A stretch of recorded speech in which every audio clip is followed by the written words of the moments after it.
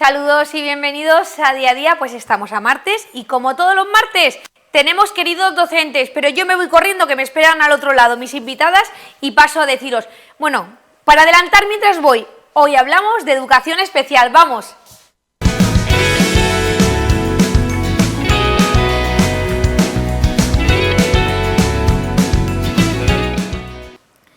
Pues ahora sí que ya estoy en el plato donde me tocaba estar y vamos a hablar, ya os lo he dicho, de queridos docentes y de un tema que hay que tratarlo delicadamente. Hoy vamos a tratarlo pues sobre todo con la mayor de las delicadezas, pero para ello cuento con profesionales y con gente que está acostumbrada a tratar estos temas. Se trata de educación especial, pero vamos a hablar de la educación especial dentro de las aulas ordinarias, como os estaba contando. Paso a presentar a las invitadas, pues yo creo que es lo mejor porque son ellas quien van a controlar. Yo no sé, pero siempre me encuentro rodeada de mujeres. Así es que nada, mira, vamos a pasar. Belén, dentro del CEI, de Francesc Cantó, eres terapeuta. Soy pedagoga terapéutica, sí. Eso, pedagoga terapéutica. No estoy en aula específica este año, he estado anteriormente y ahora soy pedagoga terapéutica de aulas ordinarias. De aulas ordinarias. Bueno, tienes nombre, ¿eh? Sí. Se llama Carmen Cano y aparte de ser mamá de un familiar usuario de estas aulas, eres la presidenta de la asociación Soles Sin Voz. Sí, de la plataforma de la Soles plataforma. Sin Voz, y voy a mi nene para educación especial con integraciones y nada, estamos contentos con el cole. Y bueno, Isabel Yao, yo creo que todo el mundo te conoce porque llevas ya muchos años dentro de la presidencia, ¿no? De la directora, porque tú me has dicho que no me digan presidenta, y yo tengo que decirlo, directora de Atención Temprana de España. Exacto. ¿No? Pues antes de nada, me voy a sentar porque yo me quiero encontrar al mismo nivel, que es lo mejor.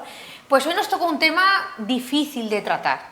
Se trata de la educación especial, pero dentro de la educación especial hay un abanico muy amplio. Fíjate, tenemos a Isabel que ya toda la vida, yo creo, ¿cuántos años? Bueno, mi vida laboral ha sido toda en Aspanias. Fíjate. Cuando empezamos éramos 2 personas en el centro y ahora somos 20 profesionales en el equipo. Y eso me va a ayudar a mí a comprender cómo ha ido evolucionando el mundo de la educación especial. Y Belén, por ejemplo, que eres mucho más joven, Bueno, pues seguramente no lo sé. tú ya lo has conocido desde la evolución. Sí, más o menos. O sea, sí que es cierto que anteriormente se utilizaban más los recursos de aulas específicas, que es lo que estábamos nombrando anteriormente, y se escolarizaban a los niños en esas aulas, pero ahora se lucha mucho más por la inclusión y por la integración, bueno, más que integración, por la inclusión educativa, Pues entonces se tiende a escolarizarlos más en aulas ordinarias y las aulas específicas para necesidades bastante más básicas. Pues mira, me lo has dejado fácil. Yo creo que lo mejor es que pases a explicarle a la gente cuál es la diferencia entre inclusión e integración. Vale. La diferencia básica es que en una integración, en el campo de la educación especial, en este caso hay aulas específicas. Bueno, me limito a que hay un centro de educación especial, que los centros de educación especial tienen alumnos que tienen un nivel de afectación mayor. Dentro del campo educativo están los centros ordinarios con aulas específicas y la integración es aula específica en centro ordinario y la inclusión sería que el alumno de educación especial pueda estar en el centro ordinario directamente, sin la necesidad de aula específica, porque en realidad las escuelas, o sea, las aulas de educación especial no son entes aislados. Se pretende llegar a la inclusión a partir de ellas, por eso tienen una funcionalidad no solo en atención educativa de aula específica en aula ordinaria, sino también que la aula ordinaria conozca la aula específica, que es integración a la inversa. Y en un principio estas aulas específicas tienen una serie de integraciones con las aulas ordinarias para que el alumnado poco a poco vaya incluyéndose y normalizando su educación, que lo que se intenta conseguir es eso, equidad, calidad, participación y aprendizaje en los centros ordinarios. Pues es un tema, parece espeso y complicado. Yo creo que Belén lo ha explicado muy bien, pero le voy a dar la palabra porque veo a Carmen decir que sí, y yo creo que, pues, teniendo un familiar, ¿no? Claro, yo por Un ejemplo, nene. mi nene está matriculado en aula específica y hace sus integraciones en ordinaria. Yo he de decir que, para que la gente así un poco lo entienda, está muy bien porque, por ejemplo, yo hablo del caso de mi hijo, por sus características muchas veces para él una aula ordinaria lo satura. ¿Qué quiere decir? Que mi hijo no puede estar por sus características, no es que no pueda, pero claro, tiene ciertas limitaciones y el aula específica lo que le da es un trabajo más individualizado, entonces él está como más tranquilo, porque claro, una aula ordinaria tiene a lo mejor 20 niños y una específica, como tienen menos cantidad, a lo mejor son 5 o 6 niños. Y claro, ese trabajo individualizado se trabaja con cada niño según la necesidad. Y luego el hace nivel. Inclusiones en aula ordinaria, por ejemplo. Claro. Va en aula específica y va cambiando para poder ir... Y tiene sus libros de ordinaria en específica si es necesario, según también es verdad el nivel de cada niño, porque al final trabajan el nivel de cada niño. Hay niños de diferentes edades similares, pero claro, al final pues cada uno tiene su nivel, digamos, de mates o de lengua o de cualquier tipo de que la educación asignatura. se supone que hablando de educación generalizada, va un poco enfocada a que cada niño tiene su desarrollo. Su ritmo de aprendizaje. Su ritmo de aprendizaje. Pero a todo esto, ¿quién es la persona, la entidad que decide dónde va el niño o la niña? Por ejemplo, yo no sé si nos puede ayudar un poco Isabel, porque como atención temprana soy de las primeras... Sí, nosotros desde Atención Temprana a lo largo de los años hemos ido evolucionando, aunque sí que es verdad que desde siempre hemos tenido la vocación de coordinar con los servicios psicopedagógicos la entrada de los niños en las aulas. Ahora ya es algo que está totalmente reglado, institucionalizado, ha ido variando a lo largo de los años, pero desde muy temprano, o sea, nosotros empezamos a ponernos en coordinación con ellos porque pensábamos que nuestros niños iban a llegar a los centros y tenían que estar bien ubicados, ¿no? De hecho, con el SPE, que ahora ya ha desaparecido, recuerdo que estuvimos hablando con ellos y decían, es que llevamos toda la vida, incluso cuando casi no éramos ni SPE aún, que no estábamos reconocidos, ya nos coordinábamos con vosotros. Entonces, pues siempre, sobre el mes de enero o así, diciembre-enero, pues se mantienen reuniones ahora con las unidades especializadas de orientación, la UEO, lo he dicho bien, Unidad Educativa de Orientación, especializada de orientación educativa, pues se mantienen reuniones con ellos y se presentan un poco los niños que tenemos que son susceptibles de recibir algún tipo de atención. Sí es cierto que la inclusión tiene cosas muy buenas y tiene una filosofía estupenda, pero sí que es verdad que echamos en falta el que a veces las cosas están tan regladas que cosas que antes hacíamos ahora no podemos hacer. Ahora no se pueden hacer. Ahora no se pueden hacer y a lo mejor cada vez se pide un nivel mayor de afectación para llegar a que un especialista te dé un apoyo, que no es el caso de hoy, porque en el caso de hoy estamos hablando de aulas específicas y todos los niños que van a aula específica tienen profesionales de apoyo especializados, ¿no? Pero sí que es verdad que desde atención temprana los niños que ya se ve que tienen algunas dificultades en el desarrollo ya se planifica la entrada para el curso siguiente con la unidad.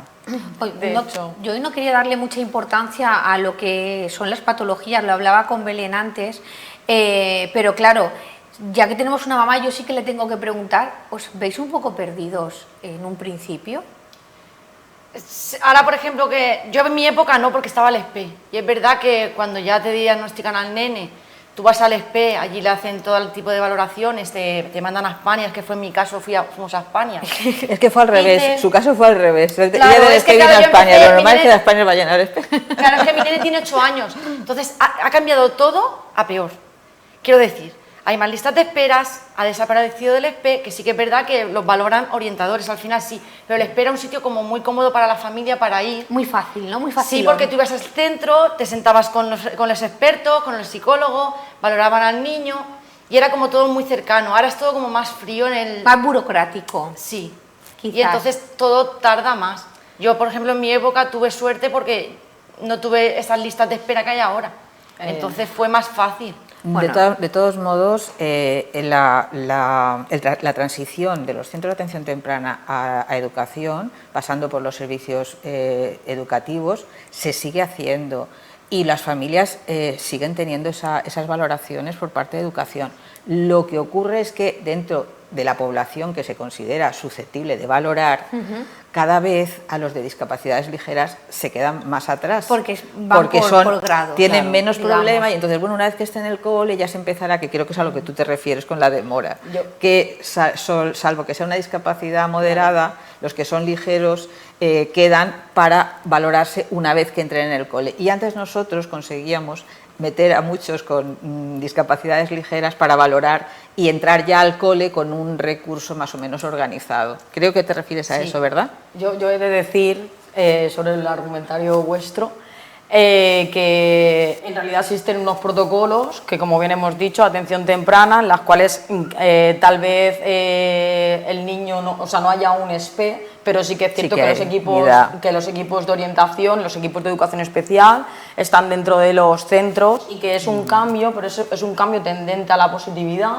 porque que el equipo de especial esté incluido en los centros educativos da mucho funcionamiento al profesorado, a las familias y sobre todo a los agentes externos, porque a partir de ese momento incluso las reuniones con gabinetes externos y con las familias, que son súper importantes a la hora tanto de una educación más normotípica, una educación especial, ese impasse, ese diálogo comunicativo es muy importante que se pueda realizar en los centros y que los docentes puedan tener esa formación dentro. La hay. Sí, la hay, pero yo creo que cuando las figuras del equipo de educación especial ya están dentro de cada centro educativo, permite que el diálogo y la comunicación sea más productiva, más directa. Que es lo más importante. Claro, al final. que ahora mismo, como todo cambio legislativo, normalmente pues existe un poco de miedo, ¿no? Pero solo es asentarnos. Una vez estemos asentados, yo creo que tanto familias como agentes externos, como los propios miembros de los centros educativos escolares, vamos a funcionar de una forma muy completa. ¿De cuántos años estamos hablando que ha cambiado la legislación? Pues eso de que están los equipos ahora tres cursos escolares, 4 que el SPE no llega a 4 cursos escolares, que el SPE haya cambiado. Es decir, que es muy temprano, es decir, es claro. Todo poco a poco se irá. Claro, yo lo que me refiero es, a ver, se hace para mejorar. Pero yo digo, lo que me refería no es que no esté bien, me refiero a que, claro, en aquel momento cuando yo lo hice, ir a un sitio y poder acceder con tu hijo, el valorarlo, era como más acogedor. Está claro que lo que se ha hecho con los orientadores en los colegios es también agilizar y porque ven que puede funcionar. Y efectivamente está funcionando porque se está haciendo así las valoraciones en los centros educativos. Bueno, a todo esto yo voy a aprovechar para hacer una pequeña pausa y vuelvo enseguida, pero vamos, que esto está que empieza.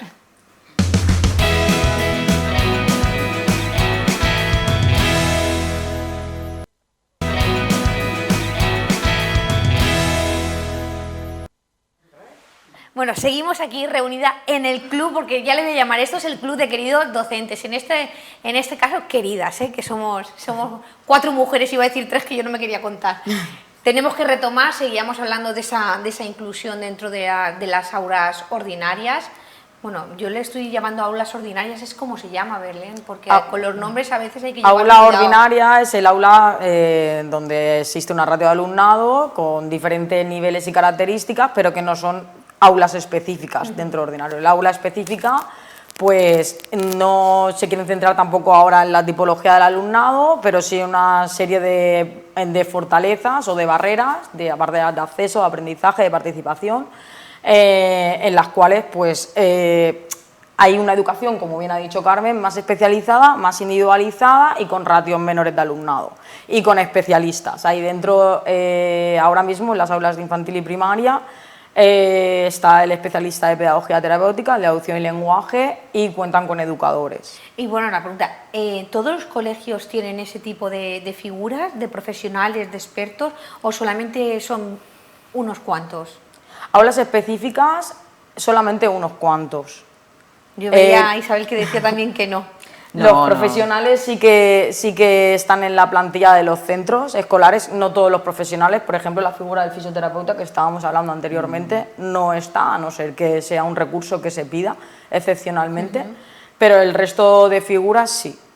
Es decir, y porque claro, cuando decides que tengo que escolarizar al niño, que me imagino que, claro, depende de a qué cole vaya a ir, a qué distancia esté, ¿no? Porque todos queremos elegir siempre el cole más cercano, pues de nuestra casa o del trabajo. Pero claro, en este caso, elegir el cole es otro tema. ¿A ti te cogía Yo personalmente me pilla lejos. Bueno, a ver, no es tampoco lejos. Pero que no era tengo 4 centros educativos muy cerca de mi casa, que es cruzar una calle, y me tengo que desplazar en autobús porque voy más para abajo. Bueno, Entonces, la es nueva una ley cosa que- de inclusión habla de cole más cercano De cole y más habla de cercano. la convivencia con los vecinos y de tener el acceso a poder jugar con tus amigos cuando salgas, prima mucho toda la parte relacional y afectiva.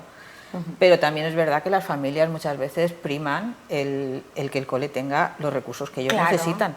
A ver, ¿Vale? vamos avanzando. Claro, Cada se vez hay dice, más coles. la ley te dice que si no los hay los tiene que crear y los tiene que poner, pero la realidad también te dice que eso va despacio, que luego tarda su tiempo y muchas familias lo que hacen es buscar el cole que reúne las condiciones necesarias más idóneas para su hijo, aunque tenga que hacerse un poquito de viaje todos los días, que creo que es tu caso.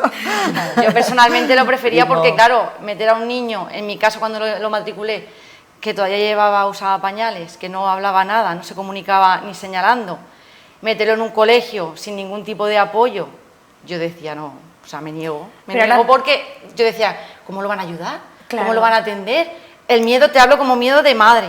Yo decía, no puede ser. Pero teniendo estas figuras de profesionales, ¿no?, especializados, te quedarás más tranquila. Claro. O sea, aparte, ¿No? yo personalmente estoy encantada en el colegio que decidí para mi hijo.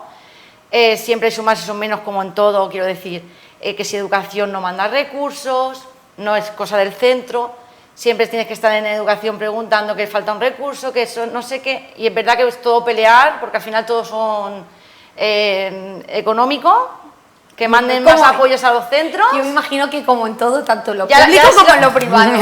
Ya sí lo suelto, que muchas veces es al final el tema económico que no se mandan los recursos necesarios, pero bueno, pero van funcionando. Pero en bien. Elche se puede decir que vamos avanzando en esto. por Sí, ejemplo. totalmente. Sí. De hecho, además, ya no es simplemente que se avance, sino que las nuevas legislaciones y las figuras que representan la legislación tienden a que hayan aulas ordinarias con todos los recursos o prácticamente que los puedan llevar a cabo para que las aulas de educación especial solo se destinen a casos que sean pues más extremos, pero aún así que tú escolarices a un niño en una aula específica no significa que de por vida esté en ese centro, Ah, bueno, también. en esa aula específica, sino que gracias a las integraciones que hemos hablado antes, que existe un protocolo de integración en el cual va integrado con un profesor al aula y parten del término de inclusión, se tiende a que esas integraciones cada vez sean más comunes en más asignaturas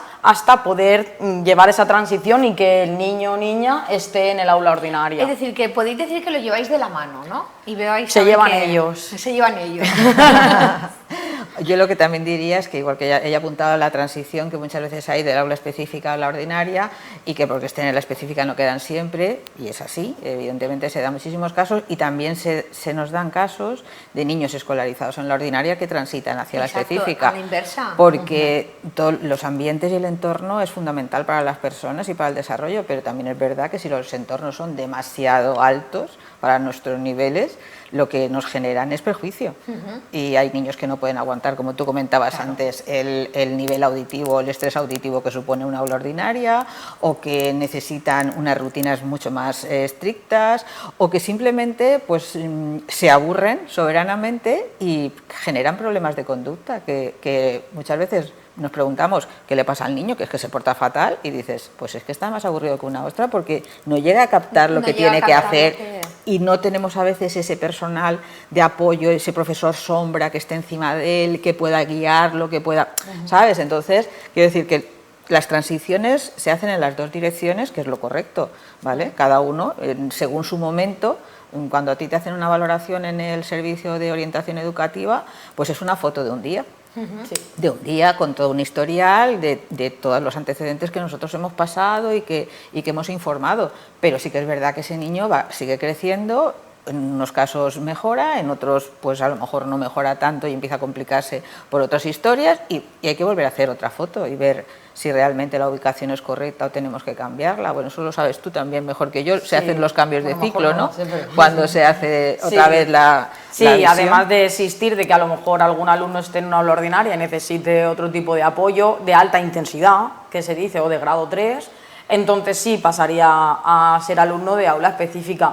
Pero aún así existe la tendencia a que ese alumno en aula específica tenga sus integraciones Sí, sí, con claro, el resto. claro. Y aparte de las transiciones entre o los cambios de modalidad de escolarización, aparte de los cambios de modalidad de escolarización de aula específica, centro específico o aula ordinaria, también existen los cambios de transición de etapa, en los cuales también es muy importante para los alumnos de educación especial ver exactamente cuáles son sus necesidades y sus fortalezas para poder hacer una transición adecuada.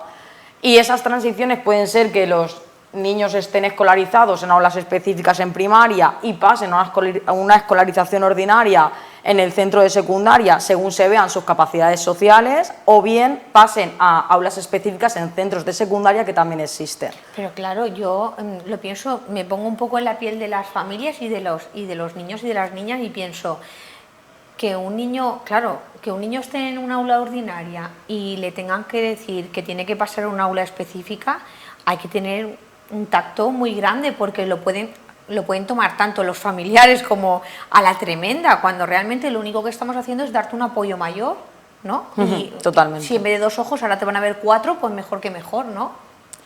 Eso hay que darlo, ¿sabes? A las familias, sobre todo. Delicado. Es delicado, Sobre ¿no? todo a la Sí, pero yo creo que es una cosa que las familias en general son muy conscientes de la situación que sus hijos viven en los coles, y no se dice de hoy para mañana. Ellos ya están en contacto, los profesores o los especialistas ya están en contacto con la familia, ya están planteándolo durante todo el año, se va desde el apoyo interno y externo, se va trabajando ese tema y se van viendo pues eso, las ventajas que va a tener, las mejoras que el niño va a poder conseguir con eso, y bueno, pues las familias yo creo que lo hacen dentro de un proceso muy tranquilo y muy bien organizado. Ten en cuenta que todas estas cosas no se hacen en una reunión, se hace a lo largo de todo un curso o de una etapa en la que se va viendo que hay cosas que no podemos salvar y que el niño está generando problemas, y eso tenemos que darle una solución,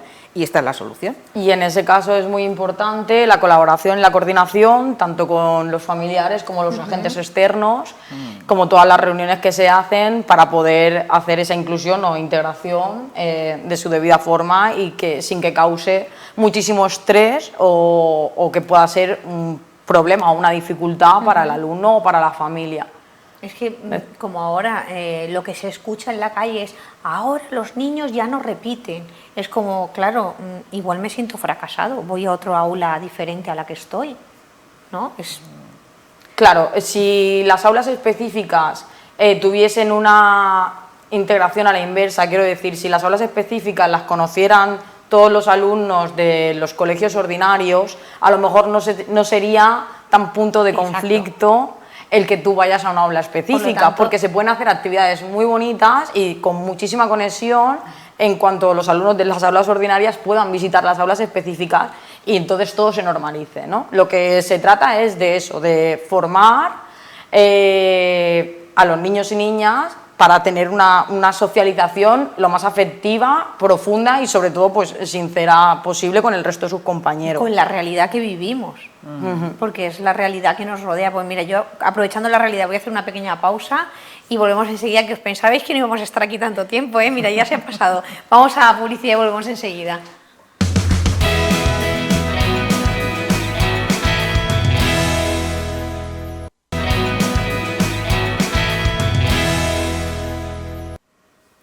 Pues seguimos en Queridos Docentes y ya nos va quedando poco, pero todavía nos quedan cosas de que hablar. Y yo, mira, ya que aprovechamos que nos habíamos ido a publicidad, yo tenía una duda y me imagino que mucha gente de la que estáis ahí viéndonos también la tendréis. Yo, por ejemplo, he tenido la gran suerte, que seguramente pueda no parecerlo, de convivir pues, con un primo con parálisis cerebral. Que le mandamos un beso muy grande a José David, que seguro que nos está viendo. Así que para mí es algo normal. Es algo normal que en la familia, que era como un hermano. De hecho, oye, pues a mi tía incluso le dijeron, deberías de tener otro nene más, porque de uno más pequeño va a seguir aprendiendo para que los nenes... Y lo vemos como normal, pero sí que he vivido de pequeña, incluso siendo un poco más mayor, como los nenes de alrededor, cuando yo iba con mi primo por la calle, pues nos miraban de forma extraña. Es normal, veían a un nene muy grande, pero con actitudes de niño. Y eso se veía como extraño, pero esta educación de la que venimos hablando hace que esas barreras se vayan quitando, o solo me lo parece a mí. No, obviamente se van quitando esas barreras porque la educación trata a todos los seres de una forma más igualitaria, basándonos en las necesidades que tienen para poder superar ciertas barreras que se les pone a la sociedad y, sobre todo, afianzar esas fortalezas que tienen, porque que una persona tenga parálisis cerebral, pues probablemente tenga algún tipo de dificultad o varias dificultades en un campo, pero probablemente en otras tenga una fortaleza, si se trata de eso. Se trata además de que todo el mundo pues, pueda acceder y ver a esas fortalezas y que los alumnos normotípicos o que están en aulas ordinarias pues aprendan a convivir y aprendan a ayudar también y formen un buen colchón de apoyo para todo el alumnado. Y a la inversa igual, porque los alumnos de educación especial también tienen esas capacidades y también tienen las necesidades de comunicar, de estar socialmente aceptados, que ya no es que se les tenga que aceptar, sino que la sociedad no debería ni tan siquiera de pensar en la palabra aceptación. Exacto. O sea, debería estar todo tan sumamente normalizado que no hiciera falta tener que decir aceptar. Exacto. Yo creo que de atención temprana, por ejemplo, Bueno, nosotros con ahí casos de esos te habrás lo encontrado hemos muchísimos. notado muchísimo la evolución que se produce a todos los niveles, porque antes es verdad que había cierto rechazo, que se cuestionaba, que las familias lo pasaban mal, porque ya al colegio los papás me miran, tal. Todo eso hoy en día es muy raro que te encuentres un caso así, vaya, yo no recuerdo ahora mismo ninguno, pero porque lo viven como algo pues súper natural. Y sí que es verdad, como tú decías, que tenemos que coger sus fortalezas y ayudarles y tal, y los alumnos de las clases, el problema es que muchas veces tienen vocación de padres y de madres y los adoptan y les hacen los trabajos y eso no puede ser. No, pero eso claro, también nos ha pasado, que es si cierto, te llevan los trabajos y tú dices, pero ¿cómo puede ser? Esto lo ha hecho tu hija. Esta letra no es tuya. Pero en esos Eso perfiles, es muy las bueno. figuras para la inclusión también tienen alumnos asesores Sí, que ayudan a y asesorar, tutores. tienen sus protocolos y también tienen unas características que ellos al final pues las ponen en función, ¿no? De forma directa y activa con el resto de alumnado.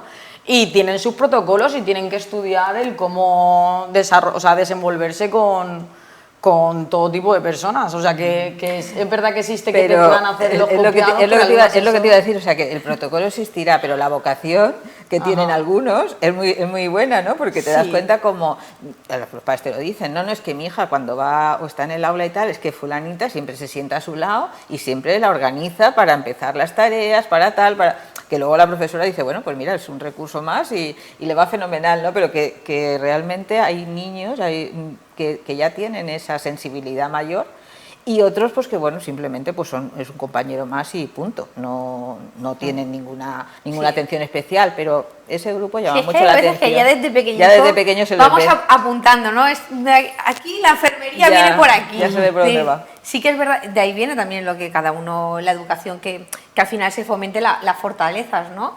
Que me gusta mucho cuando lo explica Belén, lo de hay que fortalecer, es decir, fomentar la fortaleza de cada persona, porque todos tenemos fortalezas, da igual la capacidad, pero sí la fortaleza. Y eso yo creo que es un mensaje que tiene que calar. Y yo quiero darle la palabra a Carmen, que la veo mirando y me digo, le toca a Carmen. A ver, es verdad que cada vez se normaliza todo más y hace unos años no era como es ahora, eso es verdad. Pero es verdad que aún pues, necesitamos que sobre todo las familias les hagan entender a sus hijos pues, que cada uno somos Visibilizar. diferentes, que no todos somos iguales y que no es malo, porque es verdad que hay niños que a lo mejor se pueden sentir asustados por a lo mejor alguna estereotipia. En el caso, por ejemplo, de mi hijo que tiene un gritido, noto que, por ejemplo, nos miran mucho por la calle, estamos en un parque, nos miran mucho. Es verdad que todo eso se va abriendo y ya la gente lo va viendo como más normal. También depende de la diversidad que tenga el niño. Es que tú estás hablando ¿Por qué? de entornos abiertos. Claro, En bueno. un entorno abierto no se conoce a la persona. Exacto.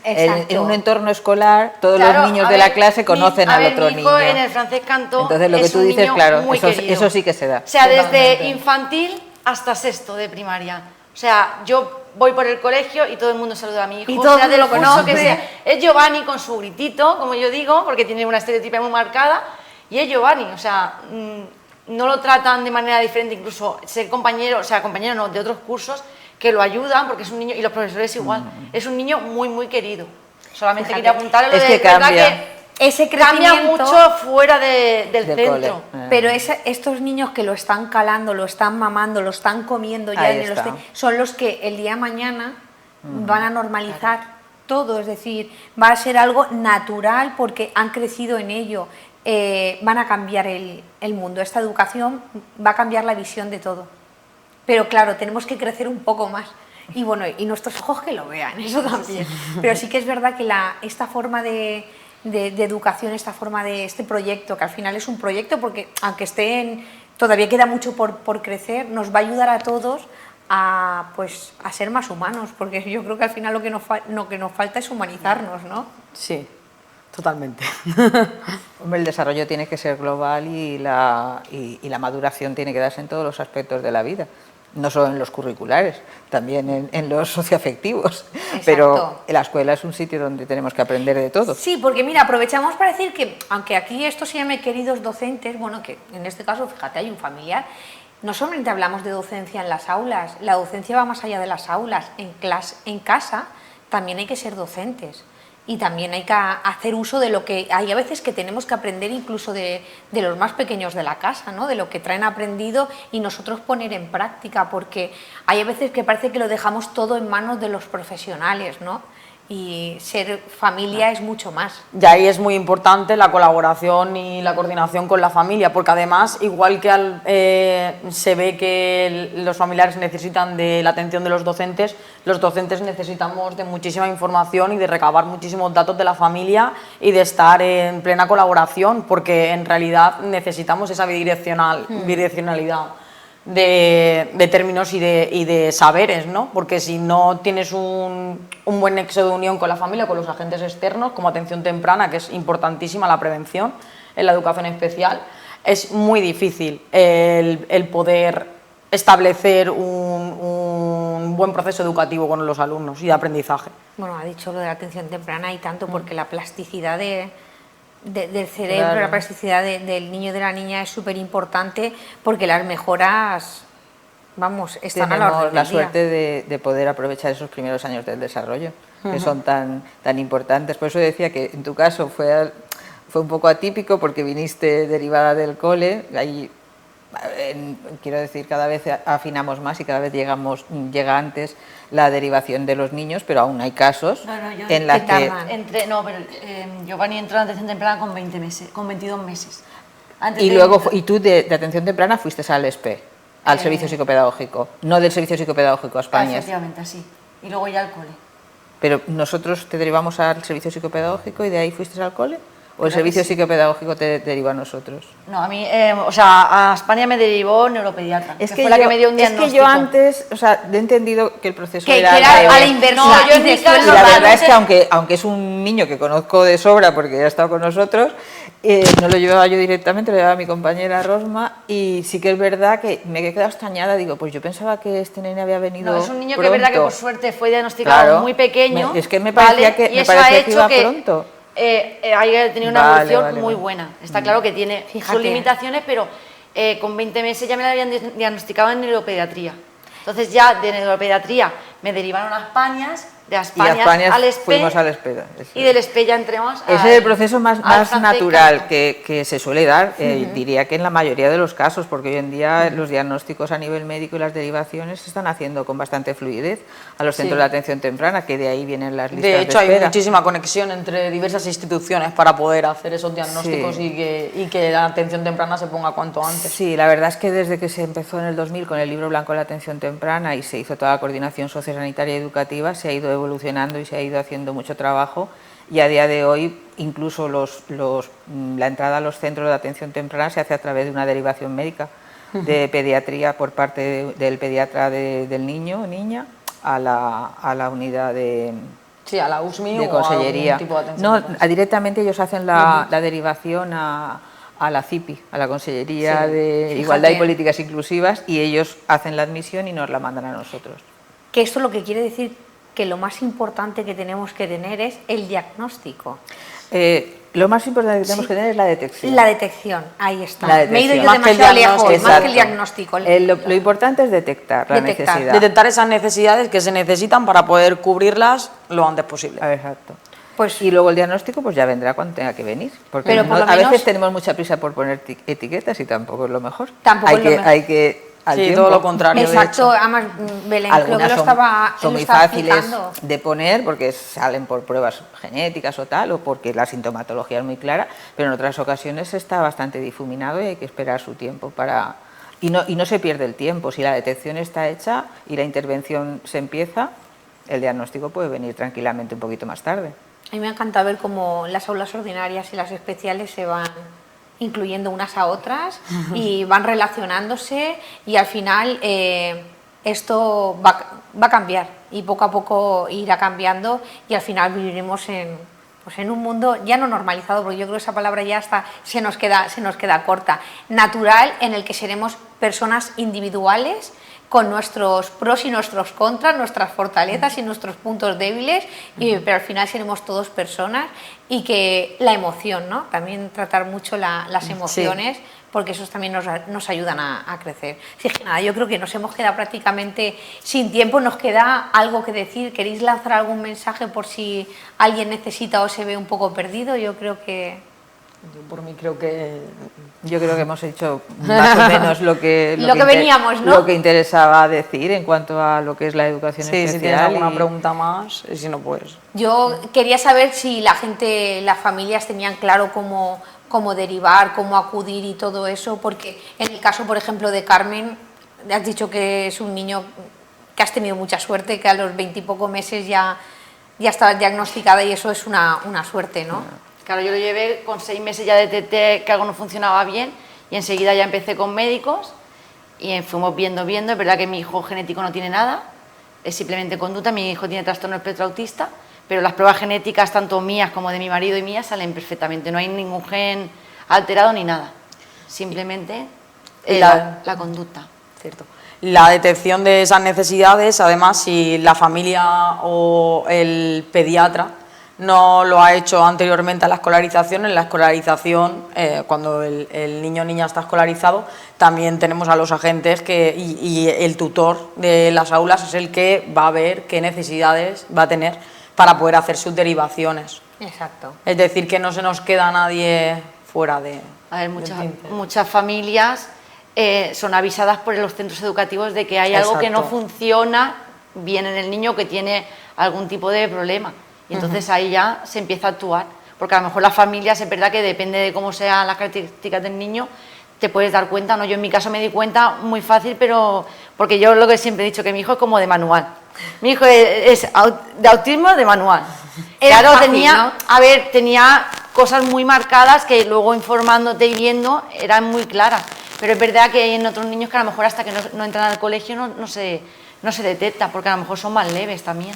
Yo pienso que el que tenga que detectar, es cierto lo que tú dices, que hay los profesores, los tutores son los que pueden detectar ese tipo de cosas, pero creo que el que no se detecte hasta esa edad, me parece... Sí, es un tema de conflicto. Me parece Claro. que a día de hoy Es complicado, que debe, ¿no? Sí, que no debe de ser, quiero decir, pasando por una escuela infantil, teniendo un servicio de pediatría escape un caso que así está es dispuesto difícil. a la derivación, que hay un programa de niños sanos en los centros de salud. Si todo eso funciona, si esos mecanismos funcionan, el niño nos tiene que llegar a atención temprana. Es que eso es Luego está la negación impepinable. yo que me toca, luego está ahí muchos padres la negación y el Vale, claro, el vale. asumir. Por eso decía no es que me fácil, parecía de juzgado no de es guardia. fácil. Exacto. Vale, Claro, no es- hay muchas familias pues que no lo quieren ver o que lo omiten un poco y ya cuando entran al colegio es cuando ya se ven y dicen...